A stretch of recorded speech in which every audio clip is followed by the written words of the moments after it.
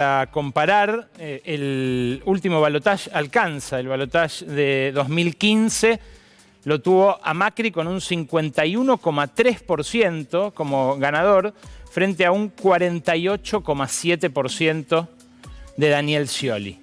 El guarismo que obtuvo Javier Milei no es suyo. Esa es una segunda certeza.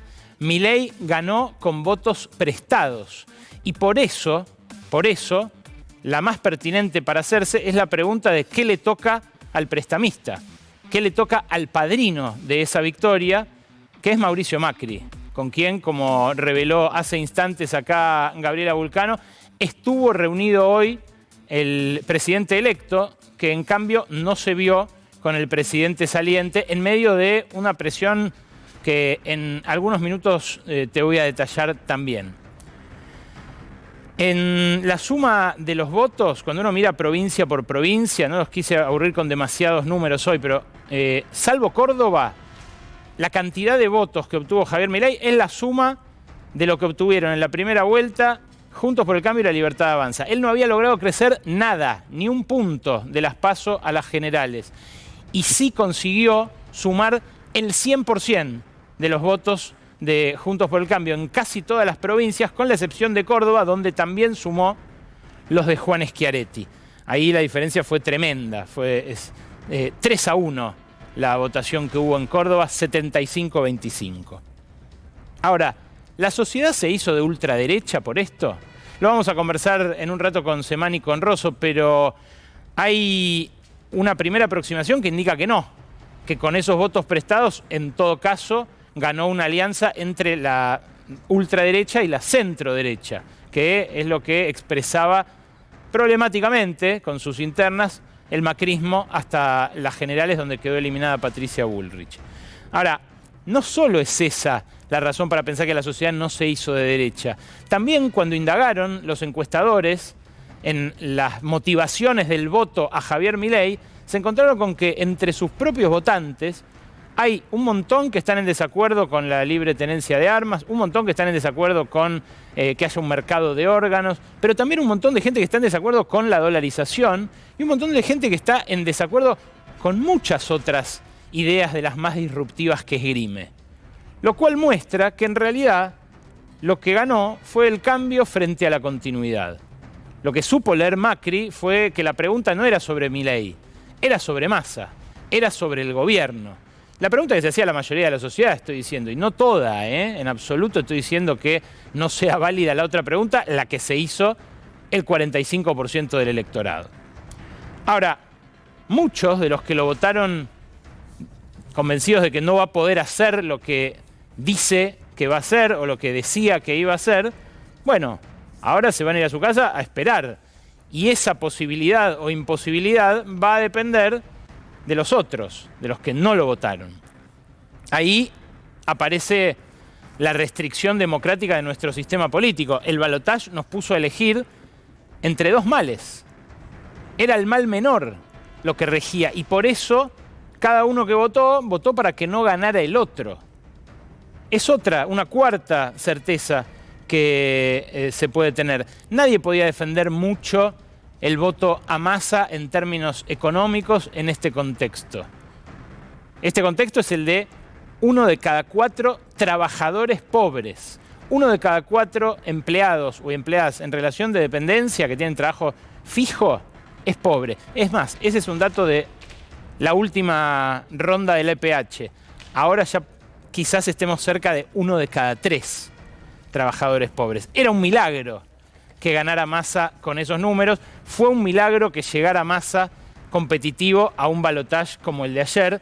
No pudo completar el milagro imponiéndose en este balotaje. El que lo explicó clarito, un poquito antes de la definición de las candidaturas, en mayo, a mediados de mayo más o menos, es Álvaro García Linera, que hoy volvió a hablar concretamente de este aspecto y el 15 de mayo concretamente nos decía lo siguiente en la radio a Gaby Vulcano y a mí. Escuchá. Positiva, que permita que ella diga, puedo caminar por acá. Ojo, ¿por qué crece la derecha? ¿Por qué? Porque el progresismo no tiene respuestas a los problemas de la gente.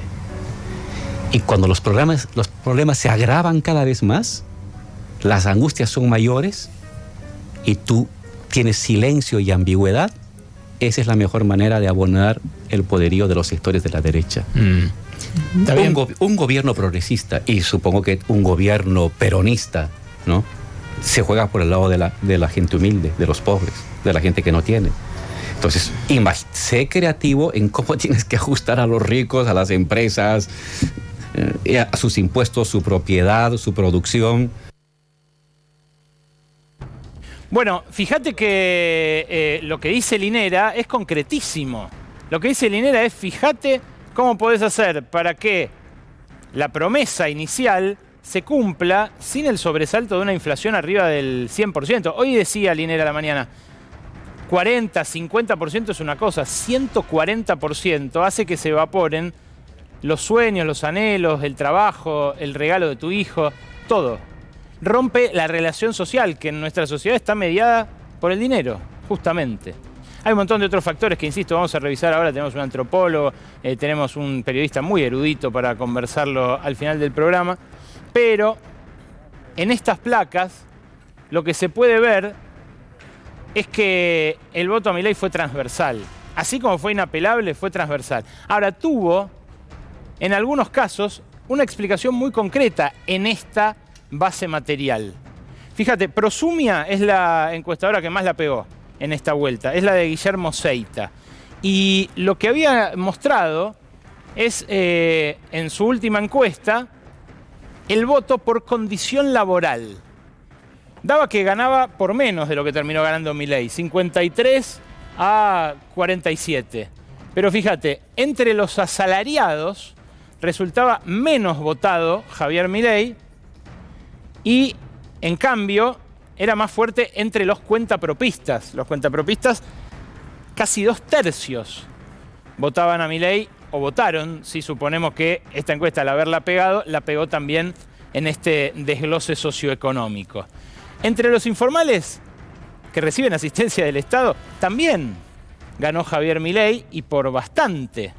Lo cual muestra la profundidad de esas promesas incumplidas, la profundidad del descontento con eso. Pero no es lo único, no es lo único. Hay por sector también la posibilidad de ver quién votó en mayor medida por el referente anarcocapitalista. Fíjate en esta siguiente placa. Hotelería y gastronomía es, curiosamente, por la alianza que tuvo fugazmente con Barrio Nuevo, un sector en donde hay mucho voto en blanco y donde no se impone, por tanto. Igual por 10 puntos gana Milei entre los gastronómicos. En las inmobiliarias, fíjate vos cómo le saca 20 ya directamente. En el sector rural casi lo duplica. En el comercio también casi lo duplica. En vendedores es impresionante la cantidad de votos que cosechó Javier Milei, quizás justamente a caballo de la inflación. Es solo superado por las fuerzas de seguridad, que las ves ahí abajo. Casi como en Córdoba, 73% de adhesiones para Milei. Cuando se mira, se les pregunta por la jerarquía de trabajo, hay una categoría que es ocupaciones militares. Entre los militares sacó el 90%. 90%. Bueno, hay otra placa donde se ve más nítidamente la de los ocupados industriales y la de la educación y el empleo público. Fíjate, ahí en el empleo público es en el único lugar donde gana Massa. 48,9 a 45,3. En educación también, entre los maestros. Casi 50 a 44. Un hallazgo de Danny Steingart, un sociólogo que justamente suele hurgar en este tipo de datos. ¿Y tenés la placa de los obreros industriales? Ah, no. En los obreros industriales, volvé a la que mostrábamos antes. En los obreros industriales, esto es alucinante, también se impone Milei, a pesar de que se trata de, en gran medida, gente que puede llegar a perder su empleo en caso de que haya una apertura importadora. Pasó con Macri, digo, no estoy haciendo terrorismo, ahora ya ni siquiera hay campaña. Fíjate, En industria manufacturera, 52,5 a 41,3. Más de 10 puntos de diferencia. Lo hablaremos, insisto, a lo largo del programa. Ahora, en la siguiente, lo que se ve es otra lógica. Ya no la lógica material de la Argentina exclusivamente. Esta es una lista de las últimas elecciones presidenciales en América Latina. Al principio, en 2015, ganaron tres oposiciones. Luego empezaron a ganar oficialismo. Estamos hablando de los años 2017 y 2018. Más adelante, en 2019, siguieron dándose resultados mixtos. Hasta que en un momento, en 2019, empieza a ganar la oposición. Fíjate, El Salvador, Guatemala, Panamá, Uruguay, Argentina, Bolivia, República Dominicana, Ecuador. Siguen las firmas. Desde esa elección en 2019 en El Salvador, pasa la siguiente, Rod. Todas las elecciones, salvo la de Paraguay, las ganaron opositores. También Massa creía que la excepcionalidad argentina alcanzaba a que esto no pasara acá. Como muchos creyeron que la Argentina tendría los anticuerpos necesarios por su carácter combativo, callejero, contencioso, como para evitar que la ola de ultraderecha también llegara acá. Bueno, no pasó. Llegó y llegó de modo realmente contundente.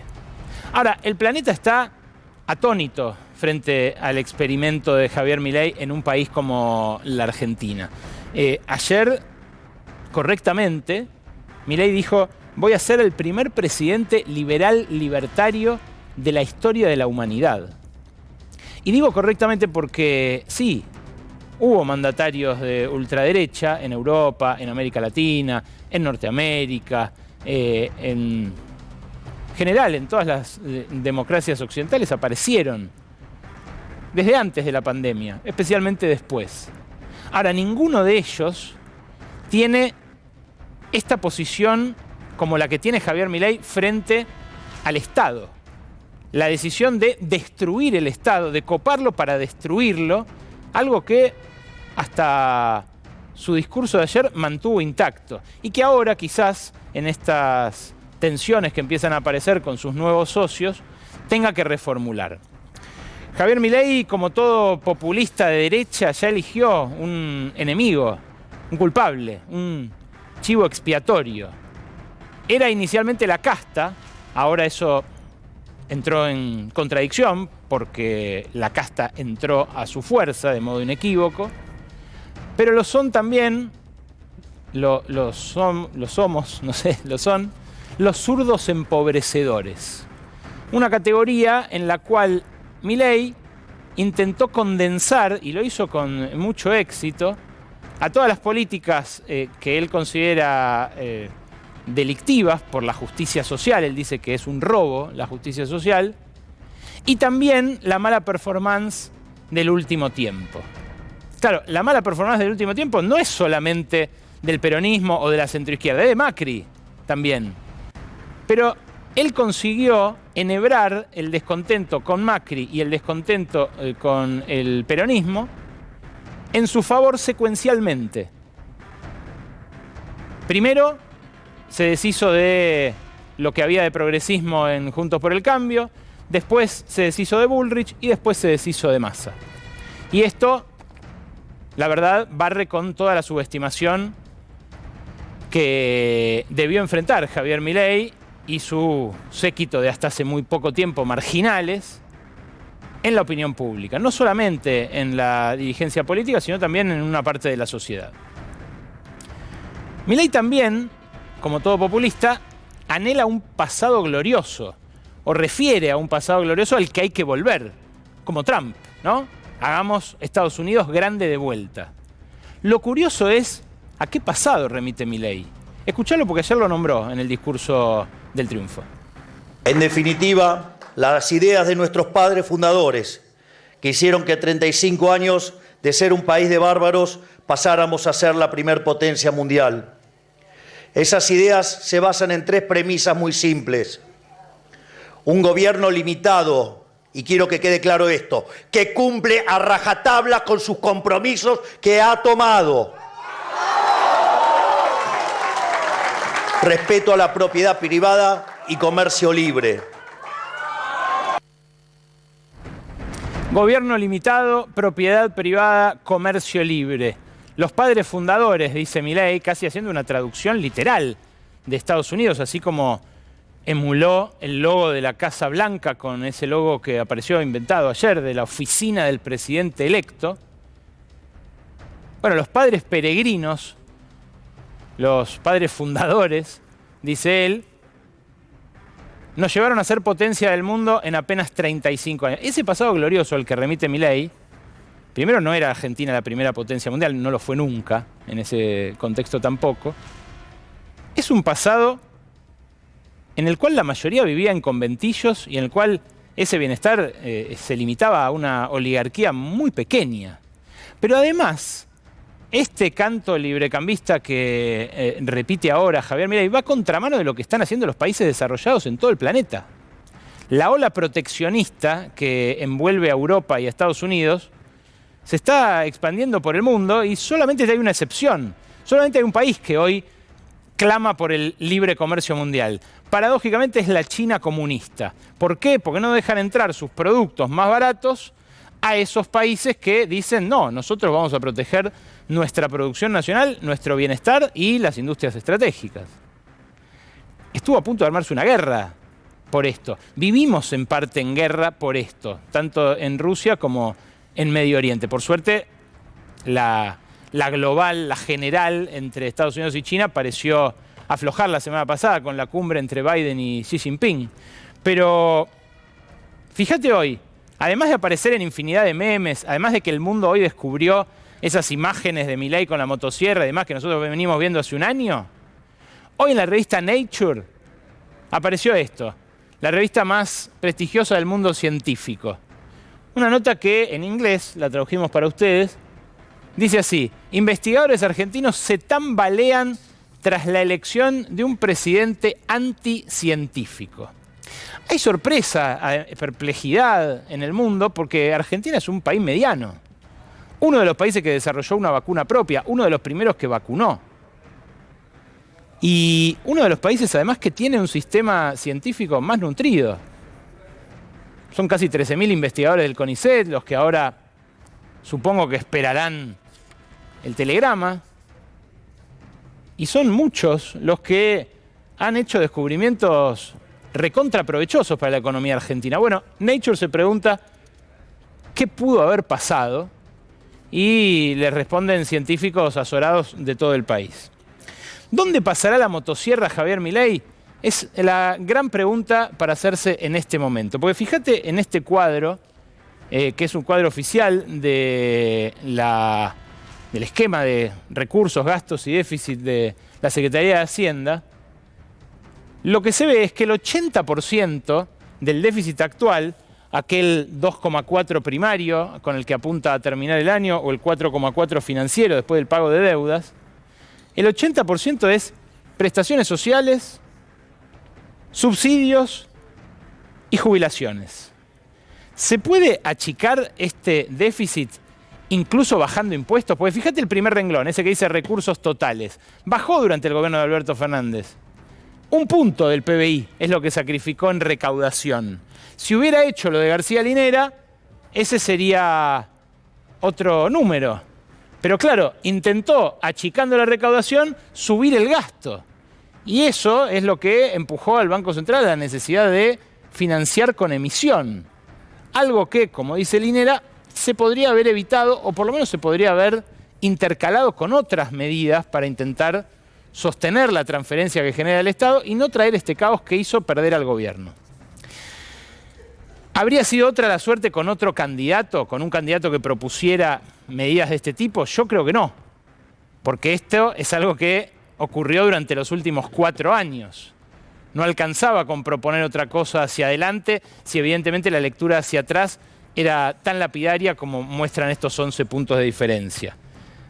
Ahora, la motosierra no tiene mucho margen acá, sin conflicto. No tiene mucho margen para recortar porque fíjate, el gasto de la política, como dijo Massa en uno de los debates, es 0,48% como mucho, ajustándolo todo.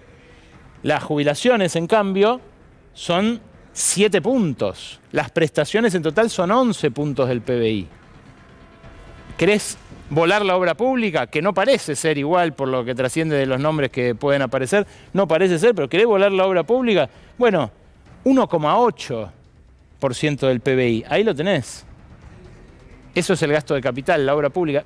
Evidentemente, faltan muchas precisiones en el camino de Milei hacia el 10 de diciembre. Ahora, hoy se esperaba una reunión de transición. Desde la mañana, todos los canales de noticias tenían apostado un móvil en el Hotel Libertador para ver cuándo Javier Milei se iba a reunir con Alberto Fernández. No hubo caso, no salió nunca.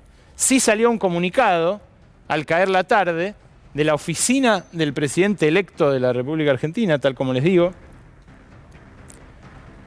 Y en ese comunicado lo que se dice es que no iba a haber durante el día de hoy, se termina de confirmar que no iba a haber durante el día de hoy reunión alguna con el presidente saliente, Alberto Fernández. Ahí está el logo nuevo que se vio ayer en el discurso del triunfo de Javier Milei. Y ahí está lo que dice sobre el gobierno saliente. Hasta el 10 de diciembre, el presidente Alberto Fernández y el ministro de Economía, Sergio Massa, son los responsables institucionales. Háganse cargo, como les dijo ayer desde el Hotel Libertador. Esa reunión que no fue, y ahí entramos en lo del bolsillo, augura para mañana una tensión muy fuerte. No hay que desorientarse con el subidón de las acciones de hoy de Wall Street, tampoco con que el dólar cripto, los dólares que continuamente se operaron durante el fin de semana, hoy aflojó respecto del pico de ayer, que lo hizo, pero se mantuvo por encima de los valores del sábado, porque la reunión se suspendió por una razón muy problemática. La reunión se suspendió por la condición de Milei. Y la condición de Milei fue: devalúen ahora y devalúen ustedes. Durante toda la mañana hubo idas y vueltas, después de los diálogos muy breves que mantuvo ayer Milei con Sergio Massa y con Alberto Fernández, y en algún momento se llegó a mencionar la posibilidad de que la transición se acelere. Enfurecieron en La Libertad Avanza cuando Sergio Massa dejó trascender anoche que podía llegar a tomarse licencia. Consideraron que no lo desmintió de modo lo suficientemente enfático. Claro, lo que ya dijo Milei una vez es que mientras más caro esté el dólar, más fácil dolarizar. Y lo que dijo Macri también ayer es: no dejemos que se vaya como salvador el responsable de esta situación. Evidentemente, para ellos, en estos 19 días, en estas 13 rondas cambiarias, cuanto peor, mejor. Pero el problema es que mañana abren también los supermercados, no solamente los bancos. Te digo lo que pude averiguar hoy. A partir de mañana sale el decreto en el boletín oficial en un par de horas, nada más, cuando despunte el amanecer. Va a cambiar la fórmula del dólar agro, que van a prorrogar hasta el 10 de diciembre. En vez de permitírseles liquidar el 50%, el 70% en el oficial y el 30% restante en el contado con liqui, les van a permitir a quienes tengan exportaciones por liquidar mitad y mitad. Esto hace que el dólar agro suba de 500 pesos más o menos, 508, a 614. Y esa es más o menos la devaluación que le exigen que hagan el oficial los entrantes a los salientes. Quieren que el dólar oficial de 360 y pico de pesos, que empezó a subir de a centavo la semana pasada, se vaya a 600 y pico. Claro, eso sería el inicio nada más. Porque lo que quieren es que después lo liberen, sin reservas. Eso lo dejaría hacia el 10 de diciembre en un umbral por ahora desconocido, pero que tranquilamente podría ser 3, 4 o 5 mil pesos en caso de quedar librado a su suerte.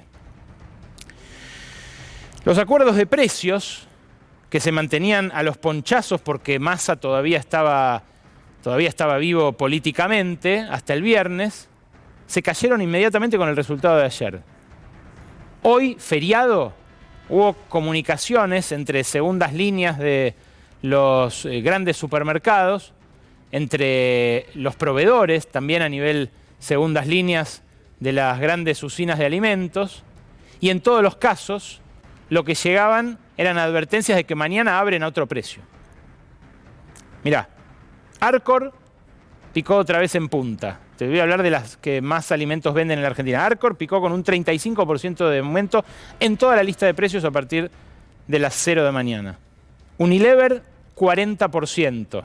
Arcor, una nacional, Unilever, una multinacional, ambas con un portafolio de productos que abarca tanto comida como cosméticos, artículos de limpieza y demás. Molinos, que también tiene un portafolio muy diversificado, 40% propuso como incremento. Perdón, estas dos son las que hacen multimarca alimentos y limpieza. Arcor hace solo alimentos, pero es la que primero apareció con el 35%.